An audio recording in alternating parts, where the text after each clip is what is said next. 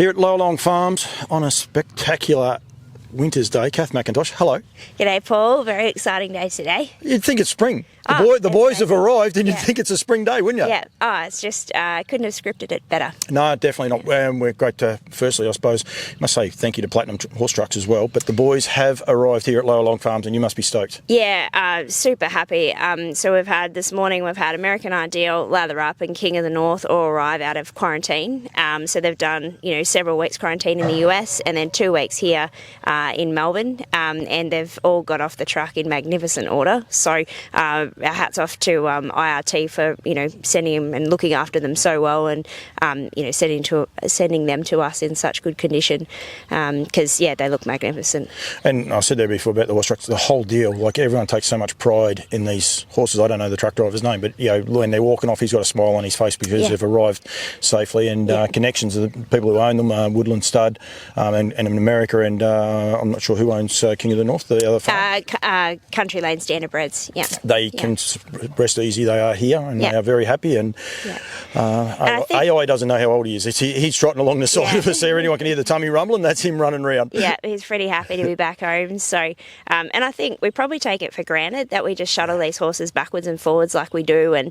But it's a big ask of them. And American Ideal, he's 21. He's a pro at it, and but still, it's a big effort for a horse of his age. And Lather Up is certainly settled into the groove, and he looks magnificent this year. Has really let down into the stallion that he is. And King of the North, well, he's a baby, and that's a big ask to be in quarantine for sort of 5 weeks, and then the flight, and then to arrive somewhere new. But he's just got off as casual as he's walked in. He's had a few mouthfuls of grass, a roll, and settled in like he's been here all his life. So really pleased. But it is a massive ask of these horses. It is indeed. The 21-year-old showed more flair than the other two boys. The other boys are like, I want to see some grass and have a look around. It's a good day. But no, the 21-year-old, which is the norm for him. Anyone that knows him knows the norm of him. Really exciting times. Stallion roster for this year. You must be wrapped with how it's all coming together. Oh, yeah, we've got some really class horses. We've got 10 all up, so 3 trotters and 7 paces. So we've got the 2 chilled trotters in Pastor Stephen and King of the North, and then the frozen trotter in Helpers on the Way, who's sort of continuing along that Chapter 7 and Walner line. Yep. Obviously, King of the North is by Walner, and Helpers on the Way is the son of Chapter 7. So we've got lots on offer for our trotting breeders, and then our pacing stallions, we've also got lots on offer between the tried and true tested American Ideal, who still keeps leaving winners, to our new kids on the block, who their oldest offspring are just yearlings here, but Lather Up's getting great success in the US with his first crop over there. So and then our good tried and true also, Yankee Rockstar, he's had 16 starters for 10 winners, so he's still kicking goals there, and we look forward to many people breeding to him this year. Forming some great associations as well, Woodlands, Lauriston Park, and you won here with King of the North. It must be so exciting for you. A young stud, in effect, with what's going on in Victoria. A lot of studs closing down. This one is a young stud that just keeps getting bigger and bigger every year. Yeah, look, we're very fortunate to have the relationships that we do with Woodlands, Lauriston Bloodstock, Country Lane Standardbreds, and for all the people that support us with their stallions, tailor-made stallions in Kentucky with Pastor Stephen and Lather Up. Yep. We're very fortunate to have some very good support there by those people who have been successful in the industry themselves. So, it's a great time, and we can't wait to showcase all these stallions at our stallion parade, which is September 10. Yes, that's right, Sunday the 10th of September. So similar format as last year. We'll have the stallions on parade, food and drink provided. We've got a few other little surprises, that you can see on the day as well. So looking forward to that. And plus, a heap of lucky door prizes as well. Same as last year, will be recorded, won't be streamed live. You might have to wait 2 weeks, so you're better off getting here and getting in and having a look at them in person. That is why it's not streamed. We want more people here to enjoy it and have a bit of fun. That's what it's about as well. Yeah, it's probably a last chance for everyone to get together before the stud season really starts, and a great opportunity to come and have a look at these stallions, and especially the shuttle stallions. That's a massive effort, and they're here and they look great, so come and have a look at them. It was last year, was Paul and Mary Kenny's, because of COVID and everything, was the first time they got to see Lather Up, or was it they got so that's what happens. We don't know who who'll come this year. You never know. Like so. Yeah, look, we've definitely got people coming from New Zealand this year, and also around Australia. So it's should be a great day again. So last year we had around 150 people, and looking like it'll be something similar. We must say congratulations to Stacey White too from Woodlands. They had arrival with their little baby boy, which I've missed about 3 times. I meant to have said that. So Stacey, if you're watching, congratulations. Lachlan, I believe, and David as well. Sorry, but Lockie is a little boy.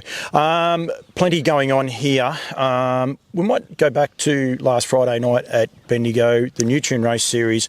What a great night it was. It's great to be a part of like a progressive sales company. Both you and I proudly, I bleed green apparently, people say, but I think you do as well. It's so much fun, so much atmosphere, and bringing something different to racing. Yeah, it was a great night at Bendigo. You know, it was good to see so many owners down and around the stables and stalls actually having a look at their horses. Yep.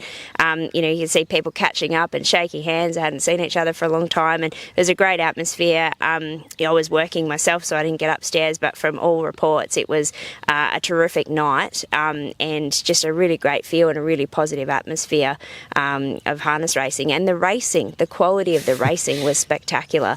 Hats off to Nutrien for putting on, having the foresight to have an event like that, and and for putting on the night as it was, and supporting all those breeders and owners that have put the horses through the sales.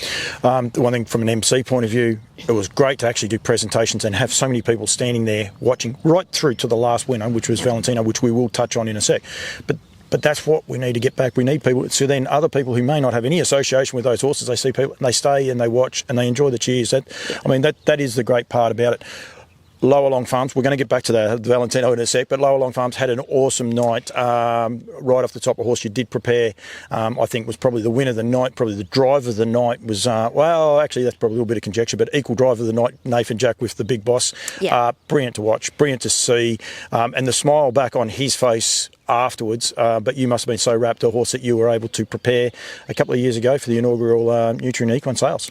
Yeah, so the big boss we took on behalf of our client, Greg Fleming, to Sydney. So he went through the Sydney sales and he sold for $75,000 in Sydney to Mick Boots. Yep. And and it's obviously doing very well in Nathan Jack's hands there, and a tremendous drive from him. And that was a super exciting race, and we were so proud. He was such a good looking horse when we had him as a yearling, and it's so good to see him now having won that race, and he's filled out and he's still a good looking horse. Go back and watch the replay. I encourage people, because he was, I won't say under pressure at the 400, but Nathan sort of said, "Come on, mate, now you've really got to go." And I reckon he's like, "Oh, okay." Yeah, he was still rocking along under his own steam over the finishing line. Ears pricked, and he's all about what he's doing. So he's a terrific horse and something to watch for the future. So from our perspective, we're really proud, and it's just terrific to see those horses go on. It's exciting. From back to stay on the Nutrien thing for a little bit, but Bay of Biscay, like $150,000 horse. These high price purchases, winning, saluting, doing a great job, and then other horses that are not as high a price as well, figuring in the finish. I mean, you got a great association with the Pangrazios and Prince of Rock, what he was able to do. That's where I was conjecture over the drive, because I think both drives were just equal. They were brilliant drives, both Tina Rittis and Nathan Jack. So I think it's great. Yeah, and look, the Pangrazio family were probably my first ever standardbred clients, and was he the first thing you stood? Tenno Trump was, yeah. And so both the Pangrazios and Mel and Joan Shaw, which is Louise's mum and dad, were, early clients of mine in the standardbred era, and so we've done a lot of work for them over the years, and it was just terrific to see, that horse that Louise's mum and dad had bred, and there's obviously a lot of emotional connections for them with that now. So, just terrific outcome for them, and, he's a great horse, so good luck to the connections of that horse going forward. He is indeed, as King of the North. Hopefully people can see him. I might take half a step back, but probably got the gate rail in front of us, but he's such a cool dude and so relaxed. Sorry? I was also just going to say, we also had the Rogers Passion Captain Treacherous Colt, Captain Hammerhead, we prepped for on behalf of the Baisley Syndicate, Roger Baisley Syndicate. It sold at the Melbourne sales for $90,000, so he'd also come out and won for Dominic Martello at the race at the Nutrien race final so that as well. was a 3-year-old division as well. So which was just. So that was a great run, and so really proud of having put him through the sales for the owners as well. And off that run, there's talk of him getting a run in the Eureka. So I think he's going in the Singer. So he's a chance of getting a run in the Eureka, which would be great for Dom, and he invests a lot in the industry. So it is a great result. Yeah. A little one, I suppose, but with the trotters, when we're talking about the trotters, and I do actually have a photo. If I can find it, I'll put it up right now. But of Valentino, one, he's a cool dude, but there's a good little backstory to the ownership of this horse, because there was a G. Maloney in it, and I thought, New South Wales connection. It won't be the same one, but it actually is. Yeah, so Jared Maloney from Swan Hill. So he actually purchased Aspiring Eva, which is the dam of Valentino. Yep. Valentino's by Love You. Yep. So he purchased Aspiring Eva as a dry mare out of the Nutrien Winter Woolies sale. And he liked the look of her colt at the sale so much that he bought a share in that in Valentino. So that was a really exciting night for him to get a win. But then the follow-on from that is that so Aspiring Eva is here on farm, and we bred her to Bold Eagle, which was the first year that the Bold Eagle semen was available. So obviously Bold Eagle is a sensational son of Reddy Cash, and he's now Jared now has himself a filly by Bold Eagle. I think there was only 7 foals from that crop that year, but this filly out of Aspiring Eva will be going through the 2024 Nutrien sale in Melbourne. So that's very exciting for us, and you will hope to showcase her at the Stallion Parade as well, if anyone wants to have a look. But obviously her half-brother in Valentino is going sensational. He's had 8 starts, 3 wins, I think a couple of seconds and a third. So he's doing super. So very exciting for Jared Maloney. He's been breeding and supporting the industry for years. So it's great to see some of the fruits of his labour. And he's a cool dude, Valentino too. Like, I think if anyone gets the opportunity, even New South Wales or Victoria, to actually go up and physically look at him, he's a cool dude. And I would imagine she would look similar, being bypassed, because he is a rock star to look at as well. I really enjoy looking at Pastor Stephen. He's an athletic animal, isn't he? Yeah. Oh, sorry, no, I mean, no, it's Bold Eagle. Sorry, got myself confused. They're very, very badly there. But but the connection is that Aspiring Eva didn't go back in foal last year, but she is booked to go to King of the North this year. So so there's a bit of talent to come there in that family out of that mare, and she's a New Zealand bred mare. Yep. The dam is by Sundon, so we know how good of a broodmare sire he has been. So, some exciting times for the future for Jared there. Hate saying it, but unfortunately Reddy Cash also passed away just recently as well. So generally what happens, they start leaving, although he already leaves champions, but generally that's what happens, is that flow-on effect. So it does go from there. Yearling sales next year, one of the things I did glean from Nathan Jack doing a couple of interviews with him, he gets out early. He gets out early and looks at these horses. You encourage people when they can to come out and have a look at the horses, even though they're not in prep, they're out in paddocks and that. Yeah, have a look at them now. They grow and change so much, but you can sort of see the trends as they go through their development. Happy to show anyone at any stage, and also we'll have we'll showcase some of the progeny of our sires, but also some of the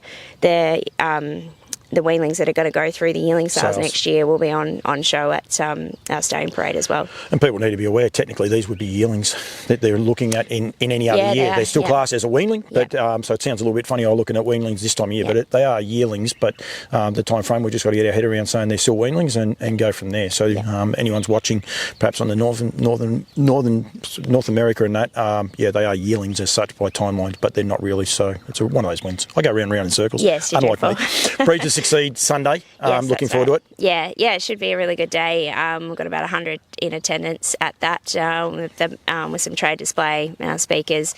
There's about $21,000 worth of free services that you can win if you're a harness breeding member and you arrive there on the night. So Pastor Stephen, Lather Up, and Vincent. No, Pastor Stephen. American Ideal. Sorry. And Vincent. Sorry. I was pointing to him, but I just had the right horse. I just said the wrong name. 3 services. But you've got to be a member. So if you are going to it and you want to win one of these, fork out $55 and become a member of the Harness Breeders Victoria. It's that simple, isn't it? Yeah, exactly. And you can pay on the night and still be eligible for the service. Yeah, absolutely. Yes. Just as long as it's before they're drawn, not after. Plus other stuff. We've got guys coming from Tasmania as well, which, I mean, you guys must be so proud of how you actually are growing what Harness Breeders Victoria are doing. Yeah, look, I mean, with everything, I think education is fundamental in everything. The more you learn, the more you realise you don't know. So the more we can educate breeders on all range of aspects of the industry, the better. So and it's just a great way. Everyone. We've had, last year was a tough year with floods and things, and I think restricted, and we've come off the back of COVID and all that sort of stuff. It's just a great way for everyone to get together and have a chat and catch up. It's actually ironic because your parade was a week earlier, so I mean probably 2 weeks out from your parade last year, and people were able to get around like it was going to be and then the floods hit, and then people just couldn't move and people couldn't go. So it is a great opportunity while everything's right. Get out there and have a look because you don't know what will happen. So that's for sure. And now he's in the picture. Yeah, he's got to be in the picture there now, and he is so relaxed because he's pretty handsome. Yeah, the 21-year-old's carried on like a 2-year-old, and he's looking as if to say, "Mate, what's your issue?" he's not sure. Kath, LLowalong Farms, best way to get in touch with you guys? Give us a call. All our contact details are on the website, Facebook, and call the office or call myself, call Grant. I'll put all those numbers up there on the banner, and we'll get all those up and get in touch. But the Stallion Parade, September 10. Breed to Succeed is on this Sunday, so hopefully you've booked and organised that part. But September 10 come here, but also just... And you do need to RSVP for us for the September 10 Stallion Parade, just for the catering. Yeah. And then also just give the farm a call and come and have a look at the boys. Pop in, come and have a look. We'll have some babies soon, and obviously the boys are all here. So so Tribeca, Poster Boy, they're all here on farm now. So it's a great opportunity to come and see them. And when you're not as stressed, the stallions aren't as stressed, everything's a lot easier. So it's just cruises. I don't get stressful. No, you don't get stressed at all, Kath. It's fine. Kath, thank you. Well done. Well done on the other night too at the races on preparing horses. I know you take a lot of pride in it. We probably didn't get the interviews like we did the first year at Menangle because you were working and I was working, but well done to everything that you're doing, and I really appreciate the way you're trying to raise the bar, I suppose, for our industry, as are a lot of the other studs. Definitely not throwing them down, but we just need to continually raise the bar. Not sure about the white hats, but that's okay. Everyone will only see me in a black one because there's no way known it'll last white for that much longer. Black, you'll be right. I'll be right. Thank you very much. Thanks, Paul. Thank you.